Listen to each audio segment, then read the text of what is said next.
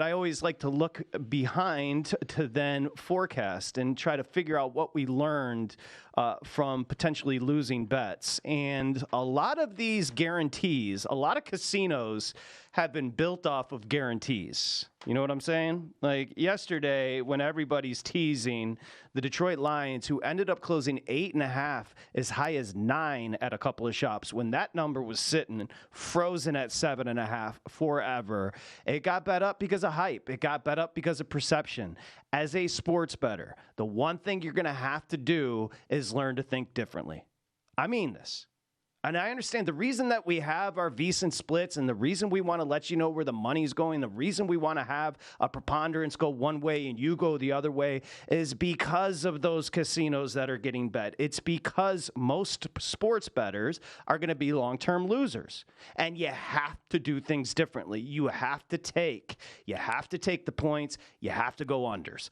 That's it. I know it's hard to do, and I know it goes against your instincts, but oftentimes you have to. Now, what else happens? Perception. Perception starts to rule the news cycle and also starts to rule your brain. You start reading all this stuff about Dan Campbell. You start reading all this stuff about the Detroit Lions, and you think they're legit.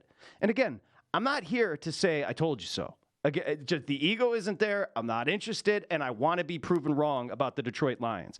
But I sat here and told you there were a lot of reasons to start to be concerned about an 8-2 Lions team who everybody, because of their record, because Bill Parcells one day said, you are what your record says you are, all of a sudden people start thinking the Detroit Lions are legit. But I said, hold on a second now. They're legit, yet they went to Baltimore and gave up over 500 yards and absolutely got outclassed. They're legit, yet they went to Los Angeles against a terribly coached Charger team and needed a walk-off field goal. They're legit, yet against the Bears, they trailed for 3.5 quarters, and Justin Fields just came back and ran up over 350 yards. And they're legit, except yesterday, it got bet up to 8.5 with the Detroit Lions laying it. Everything was there for them. Like your Thanksgiving, right? You had some good food, you had some drinks, you were hanging out with your family, and you know what the Detroit Lions served up over at Ford Field? Some dry-ass turkey, some lumpy mashed potatoes, some cornbread that tasted like chalk, just absolutely a green bean casserole of disgustingness. And I'll tell you something else. The idea that Dan Campbell is your leader in the clubhouse right now over at DraftKings to win Coach of the Year has nothing to do with the season and has everything to do with preseason hype. Let's talk about this game. This game was so predictable if you had been following the team.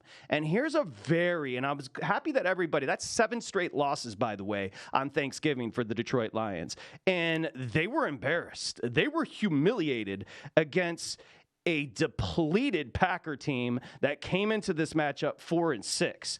Jordan Love, the questions about Jordan Love and what was he? I'll tell you what he was. He was Bart Starr. He was Brett Favre. He was the Magic Man, Don Majkowski. He was Aaron Rodgers yesterday. I mean, he was significantly better than Jared Goff. And here's a fun game you can play at your next family get-together. Ask somebody that thinks they know football what they think about Jared Goff, and if they think Jared Goff is a good quarterback, just laugh and walk away. Jared Goff is pitiful, and you saw it on display yesterday at Ford Field. This is a team right now that has hopes of winning a division, a very easy schedule, and a big-time cushion. But they got 2 games left with the Minnesota Vikings, and it's a team that was down 23-6 before Aunt Shelly walked through that door for Thanksgiving with her pumpkin pie. I mean, you couldn't even turn around, and the Lions were absolutely getting pummeled. And there's your Coach of the Year on the sideline, Dan Campbell, Mr. Kneecap, Mr. Caffeine, looking like he was going to cry. And let me ask you another question. When the Detroit Lions attempted that fake punt, was it a 99% chance they were going to attempt it? Was it a 100% chance? If you were sitting there on Thanksgiving wondering if Dan Campbell, in the most obvious moment in the history of football, was going to attempt a fake there, you were 1,000% right, because everybody knew it was coming, including the Green Bay Packers. So obvious. Passing up points, Dan Campbell. Sloppy, disjointed. Lions team. Jared Goff hanging around the box score busters. He lost 3 fumbles in that game, looked completely soft, looked completely out of it. The Green Bay Packers constantly pressured him, and that brings us to the Detroit Lions and their defense. They didn't pressure Jordan Love once. They didn't do anything defensively. No sacks, no nothing. How is it even possible to be for years laughed at on Thanksgiving, to kick off the holiday at 8-2, to have a battered, absolutely disjointed and disgusted Packer team coming to your crib, and Matt LaFleur, who people joke about, Michael Lombardi clowns him all the time, absolutely ran circles around the big, bad coach of the year. That was about as disheartening as it gets, and I've been watching this team my whole entire life. But there was reasons to understand this was coming. There was reasons to believe the Detroit Lions were hanging on by a thread.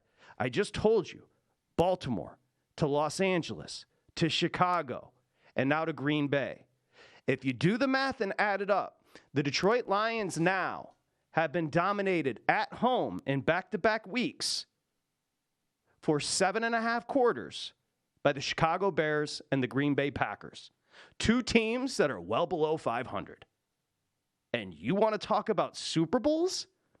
Just because you sit up and you've got to pick one of the 32 to seem cool before the season starts, just because you're over on whatever good afternoon football is or hanging out pretending to know what you're talking about when it comes to the Detroit Lions, have you looked at the defense? Do you understand the tendencies of the head coach? You know, I have a brother-in-law. His name's Jason. He's a musician, which God bless, because I don't need another donk to talk about sports with. But he's from Los Angeles. And he called me on his walk yesterday. He said, dude, I just moved. My sister and him just moved back to Michigan, and he's trying to get into the culture.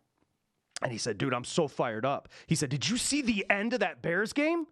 This Detroit team is sick. This Detroit team is legit. And I just wanted to pat him on the head. Oh, Jason, brother-in-law, just enjoy the game today. He's like, why are you being sarcastic? I'm like, Jason, just wait. I assure you. He's like, no, dude, they're 8-2. Again, he doesn't know. He's a musician. He literally plays the guitar. He doesn't know anything about sports. He's like, they're 8-2. Everywhere I go in Michigan, all the people are talking about is how great this team is. It's the first time since 1957 there's ever been any hope.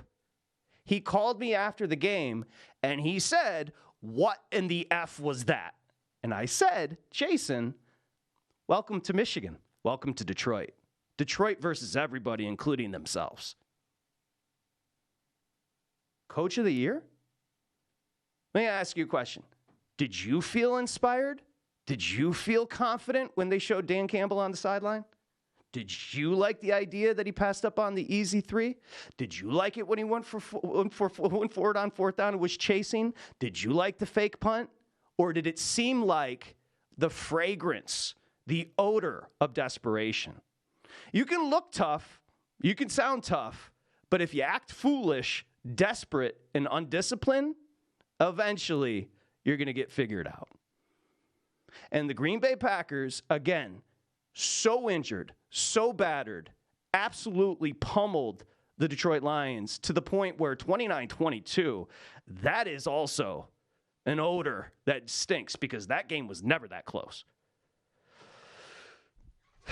It's frustrating. And I'll tell you, it's just frustrating. That's 7 straight losses on Thanksgiving. And how is it possible to not have your team prepared?